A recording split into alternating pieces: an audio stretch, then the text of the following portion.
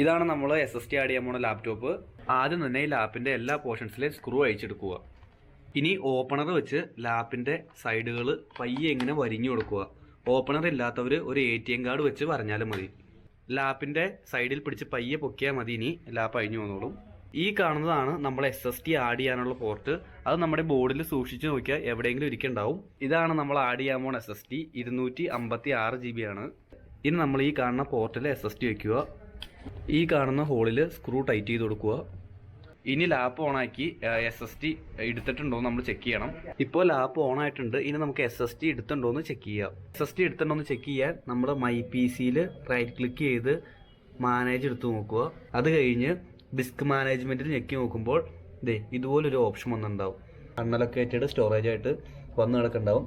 ഇനി നമ്മൾ മാക്രി റിഫ്ലക്റ്റ് എന്ന് പറഞ്ഞ ആപ്ലിക്കേഷനിലിട്ട് ഇതുപോലെ SSD ക്ലോൺ ചെയ്യുക.